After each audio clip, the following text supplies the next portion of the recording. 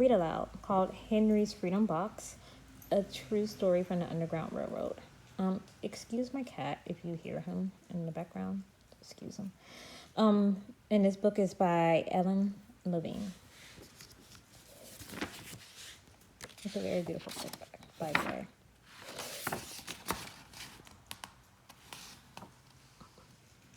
Henry Brown wasn't sure how old he was. Henry was a slave, and slaves weren't allowed to know their birthdays.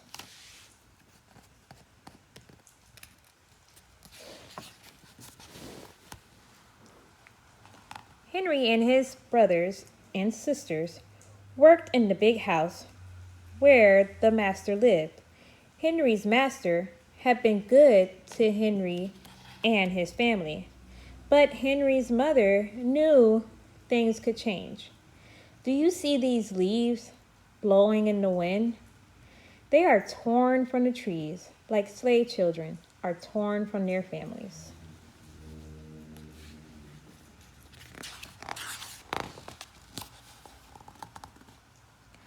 One morning, the master called for Henry and his mother.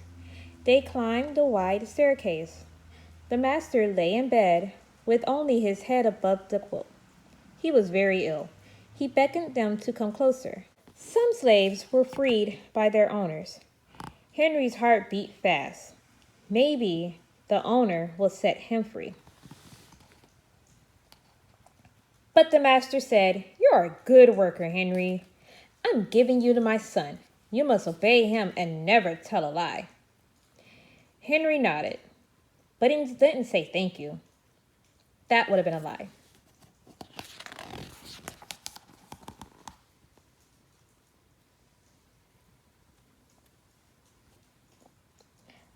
Later that day, Henry watched a bird soar high above the trees.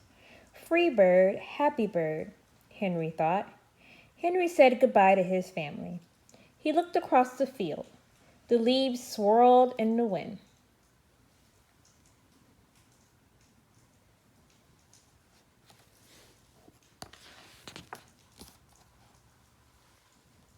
Henry worked in his new master's factory.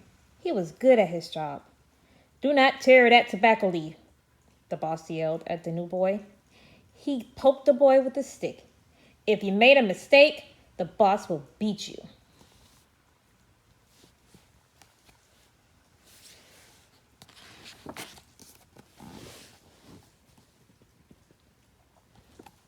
Henry was lonely.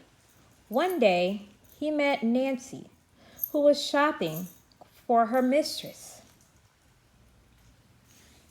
They walked and talked and agreed to meet again. Henry felt like singing, but slaves didn't dare sing in the streets. Instead, he hummed all the way home.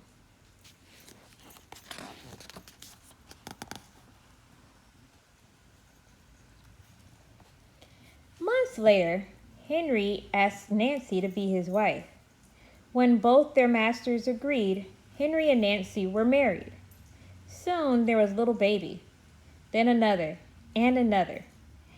Henry knew that they were very lucky. They lived together even though they had different masters. But Nancy was worried. Her master had lost a great deal of money. "I am afraid he will sell our children," she said. Henry sat very still.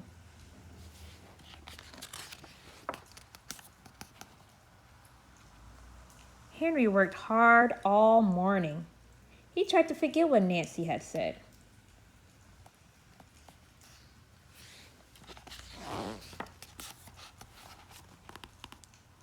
His friend James came into the factory. He whispered to Henry, "Your wife and children were just sold at the slave market." "No!" cried Henry. Henry couldn't move. He couldn't think. He couldn't work. "Twist that tobacco." The boss poked Henry. Henry twisted tobacco leaves. His heart twisted in his chest.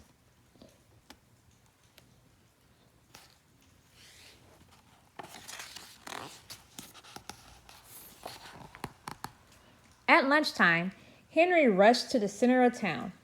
A large group of slaves was tied together. The owner shouted at them. Henry looked for his family. "Father! Father!" Henry watched his children disappear down the road. Where was Nancy? He saw her the same moment she saw him. When he wiped away his tears, Nancy, too, was gone.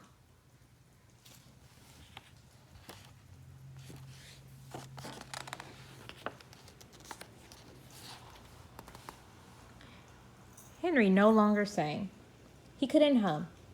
He went to work. And at night, he ate supper and went to bed. Henry tried to think of happy times, but all he could see were the carts carrying away everyone he loved. Henry knew he would never see his family again.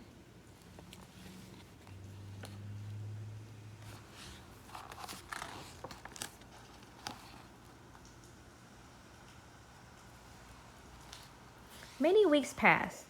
One morning, Henry heard singing. A little bird flew out of a tree into the open sky, and Henry thought about being free. But how? As he lifted a crate, he knew the answer. He asked James and Dr. Smith to help him. Dr. Smith was a white man who thought slavery was wrong. They met early the next day at an empty warehouse. Henry arrived with a box. "I will mail myself to a place where there are no more slaves," he said. Henry arrived with the box. "I will mail myself to a place where there are no slaves," he said. James stared at the box, then at Henry. "What if you cough and someone hears you?" "I will cover my mouth and hope," Henry said. Dr. Ian wrote on the box, "To William H. Johnson, Arch Street, Philadelphia, Pennsylvania. Henry will be delivered to friends in Philadelphia." Then he printed on the crate in big letters, "This side up with care."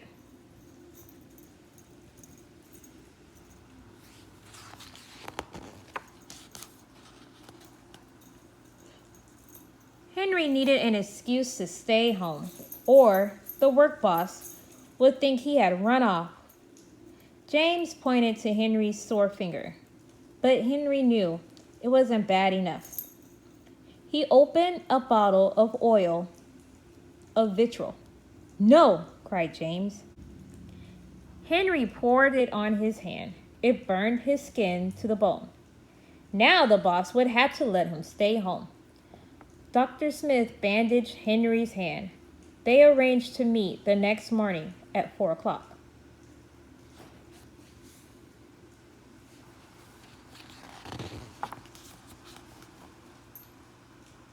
The sun was not up yet when Henry climbed into the box.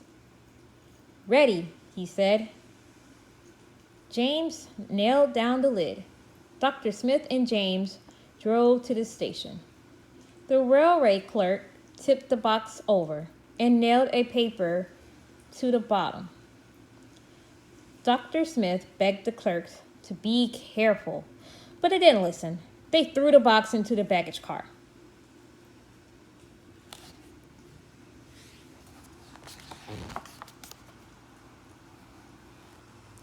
Hours passed. Henry was lifted up and thrown again, upside down. He heard waves splashing. This must be the steamboats headed for Washington, D.C. The ship rode smoothly, but Henry was still upside down. Blood rushed to his head. His face got hot. His eyes arched. He thought his head would burst, but he was afraid to move. Someone might hear him.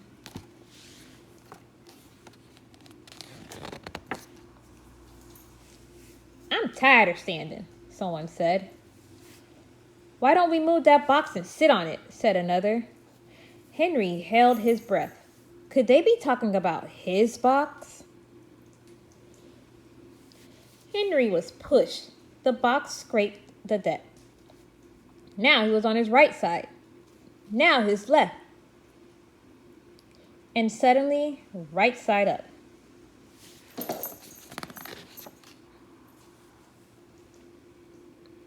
"What do you think is in here?" said the first man. "Mail, I guess," said the other. "I am mail," thought Henry, but not the kind they imagined.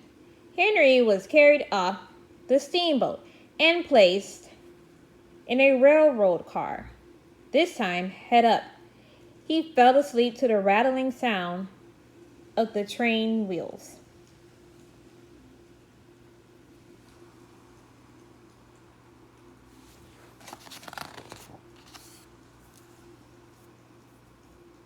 He awoke to loud knocking. "Henry, are you all right in there?" "All right," he answered. The cover was pried open. Henry stretched and stood up. 4 men smiled at him. "Welcome to Philadelphia." At last, Henry had a birthday. March 30th, 1849. His first day of freedom. And from that day on, he also had a middle name. Everyone called him Henry Fox Brown. The end.